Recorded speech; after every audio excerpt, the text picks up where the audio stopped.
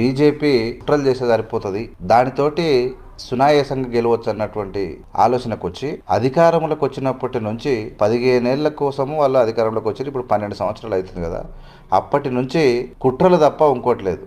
అది main Congress party, Gandhi కుటుంబం పైన. ఏంది వీళ్ళ కుట్రలు? చివరికి భారతదేశ స్వాతంత్ర సంగ్రామంలో పోరాటినటువంటి నేషనల్ హెరాల్డ్ అనేటువంటి పత్రిక, ఆ పత్రిక ఏదో ధనం దాచిపెట్టుకున్నది, మేం మాత్రమే నీతివంతులం, శుద్ధపూసలం, ఆ పత్రిక ఈ దేశంలో ఉన్న పైసలన్నీ దోసుకున్నది అన్నట్టు గాంధీ కుటుంబాన్ని అపహాస్యం చేయడానికి కేసులు పెట్టి 10 ఏళ్ల నుంచి మెయిన్ గా మధ్యలో ఎలక్షన్లు వచ్చినప్పుడల్లా సాగదీస్తూ ప్రజలకు తప్పుడు సంకేతాలు ఇస్తున్నటువంటి బీజేపీకి సుప్రీంకోర్టు చెంప దెబ్బ పెట్టింది ఒకటి. ఇందులో ఏమి లేదు, దానికి తాడు బొంగరం లేని ఒక కేసును తీసుకొచ్చి బీజేపీ నాటకాలు ఆడుతుందన్నంత పనిచేసింది. ఇక బూతు మాటలు ఒకటే తిట్లే గానీ వీళ్ళకి సల్లగా అయింది. ఇలా నేషనల్ హెరాల్డ్ పేపర్ విషయం లోపల ఇక వాళ్ళ యొక్క సోషల్ మీడియా ఎట్లా ఉంటుందో తెలుసు కదా, మీడియా, మెయిన్ మీడియా, వాళ్ళ యొక్క బతుకులు చివరికి మొత్తం ఏకమై జాతీయ స్థాయిలో ఉన్నటువంటి మెయిన్ మీడియా, సోషల్ మీడియా ఎవడెవడైతే ఓవర్ యాక్షన్ చేసిండో వాళ్ళ తలకాయలు ఎడబెట్టుకోవాలని అర్థం కాని పరిస్థితికి వచ్చింది.